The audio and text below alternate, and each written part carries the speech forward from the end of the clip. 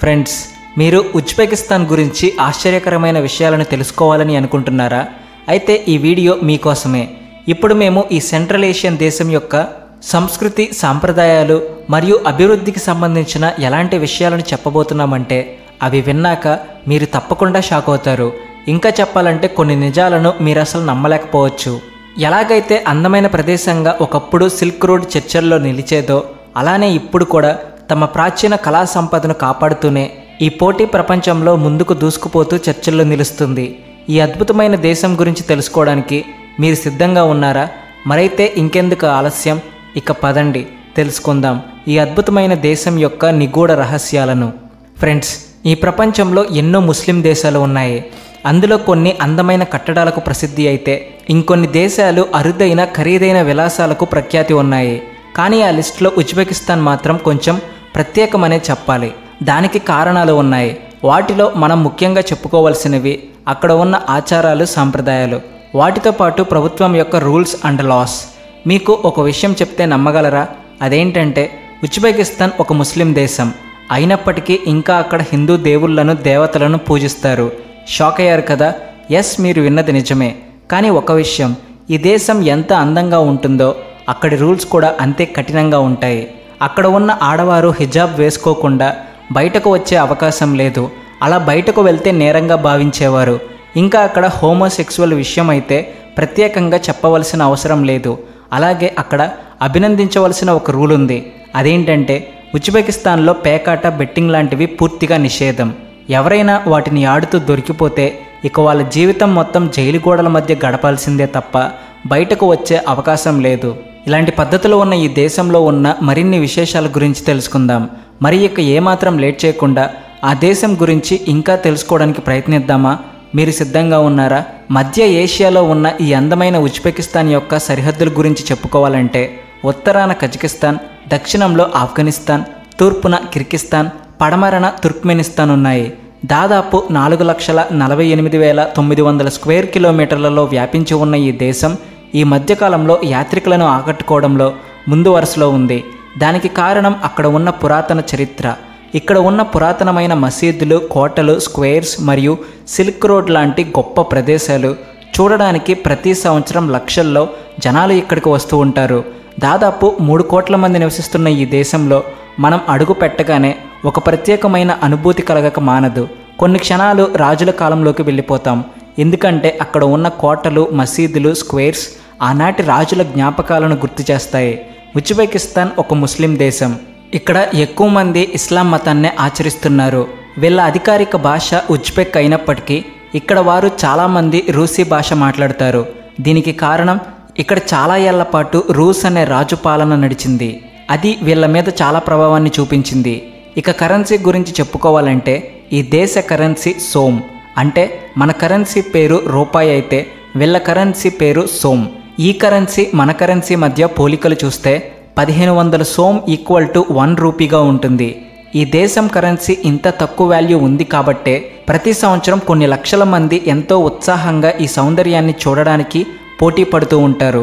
అయితే బయట నుండి పర్యాటకులు ఈ దేశానికి ఎంత ఇష్టంగా వస్తూ ఉంటారో ఇక్కడి ప్రజలు కూడా అంతే గౌరవంతో వాళ్లకు స్వాగతం పలుకుతారు.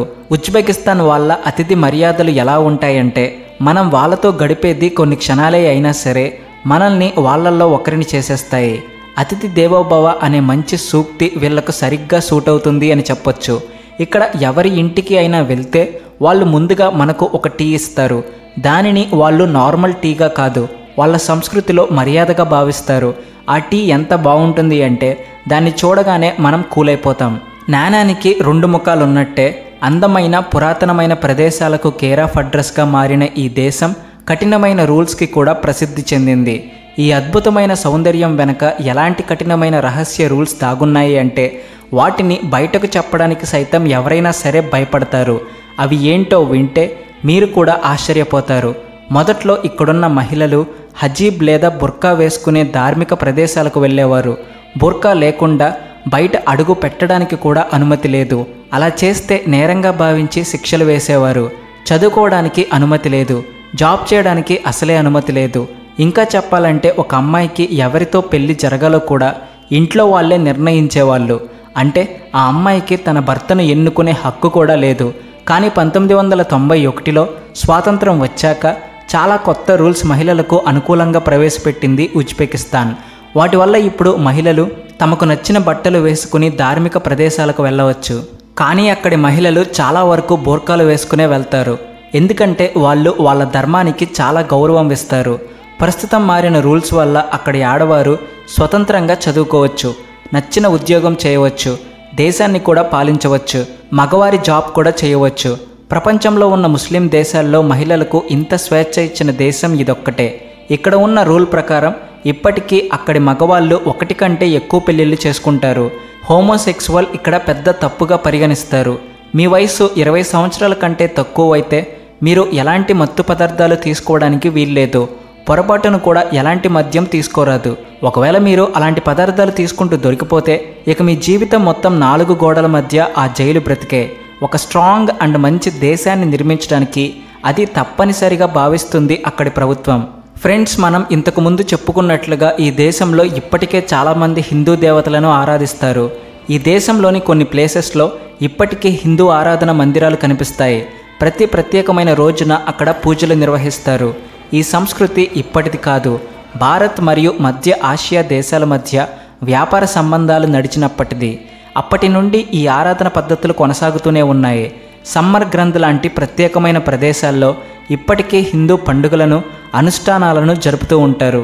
ఎంత మంచి ప్రదేశాలను చూసినా కూడా అక్కడి ప్రత్యేకమైన డిష్ తినకుండా వస్తే ఏదో వెలితిగా అనిపిస్తుంది కదా. మీకు కూడా అలానే అనిపిస్తుందా? అందుకే ఇప్పుడు మనం ఉజ్బెకిస్తాన్ యొక్క ప్రత్యేక డిష్ల గురించి చెప్పుకుందాం. అక్కడ ఎంత టేస్టీ డిషెస్ దొరుకుతాయంటే వాటిని చూడగానే నోరూరుతుంది. Uzbekistan special dish pulao. దీని టేస్ట్ ఎంత అద్భుతంగా ఉంటుంది అంటే తినగానే వావ్ అనేస్తారు. మాంసం రైస్తో తయారు చేసే ఈ డిష్ మీకు ఉజ్బెకిస్తాన్లోని ప్రతి వీధిలో కనిపిస్తుంది. ఈ ఉజ్బెకిస్తాన్ దేశ రాజధాని తాష్కంద్. దీన్ని 1977లో నిర్మించారు. పెద్ద పెద్ద భవనాలు, పచ్చని చెట్లు, ఎప్పుడూ క్లీన్గా ఉండే రోడ్లు, వీటన్నిటికంటే మించి అందమైన మెట్రో స్టేషన్. వీటిని చూడగానే మీ మైండ్ ఒక్క క్షణం తన్మయత్వంతో పులకరిస్తుంది. ఇక్కడ మెట్రో స్టేషన్లో అడుగు పెట్టగానే మీలో ఒక కొత్త ఉత్సాహం వస్తుంది. మీరు మెట్రో స్టేషన్లో ఉన్నట్టు కాదు, ఏదో రాజుల భవనంలో ఉన్నట్టుగా అనిపిస్తుంది. అక్కడ చేసే ప్రయాణం మీ జీవితంలో ఒక మంచి ప్రయాణంలాగా గుర్తుండిపోవడం ఖాయం. ఉజ్బెకిస్తాన్ ప్రజలు తమ పండుగలను కూడా చాలా పెద్ద ఎత్తున ఘనంగా జరుపుకుంటారు. వాళ్ళ పండుగల్లో చెప్పుకోదగినది న్యూ ఇయర్. ఇది కేవలం ఉజ్బెకిస్తాన్లో మాత్రమే కాదు, మధ్య ఏషియాలోని అన్ని దేశాలు జరుపుకుంటాయి.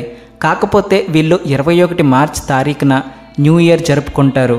ఈ పండుగ రోజున వీళ్ళు చాలా శ్రద్ధగా చేస్తారు. ఎందుకంటే ఈ పండుగను వాళ్ళు కేవలం పండగలాగా మాత్రమే కాదు, జీవితానికి ఇంకొక కొత్త ఆరంభంలా కూడా నమ్ముతారు.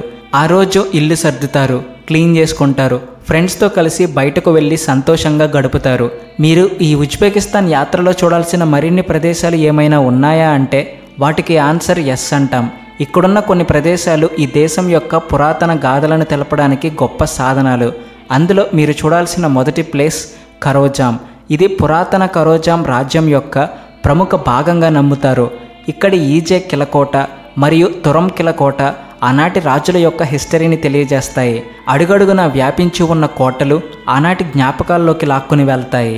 ఇక్కడి అద్భుత యాత్ర జీవితాంతం గుర్తుంటుంది అనడంలో సందేహమే లేదు. మీరు ఖచ్చితంగా చూడాల్సిన రెండో ప్లేస్ సిల్క్ రోడ్ పక్కనున్న కేవా నగరం.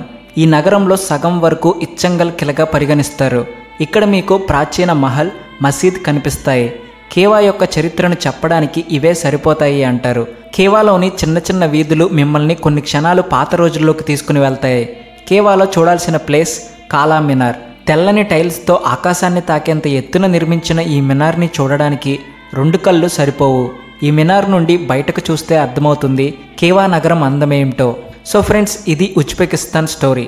మరి మీలో ఎవరైనా ఉజ్బెకిస్తాన్ వెళ్ళాలి అనుకుంటున్నారా? ఆల్రెడీ వెళ్ళి వచ్చిన వారు ఉన్నారా? మీ ఎక్స్పీరియన్స్ కామెంట్స్లో చెప్పడం మర్చిపోకండి. అలాగే ఈ వీడియో మీకు నచ్చితే కామెంట్ చేయండి. ఈ వీడియోని లైక్ చేసి మీ ఫ్రెండ్స్ అండ్ ఫ్యామిలీ మెంబర్స్కి షేర్ చేయండి. ఇలాంటి మరెన్నో ఇంట్రెస్టింగ్ వీడియోలను చూడడానికి ఇప్పుడే మా ఛానల్ను సబ్స్క్రైబ్ చేసుకోండి. బెల్ ఐకాన్ను యాక్టివేట్ చేయడం ద్వారా మేము పెట్టే ప్రతి వీడియోని మిస్ అవ్వకుండా చూడొచ్చు. జై Hind. Please like and share and also thanks for watching.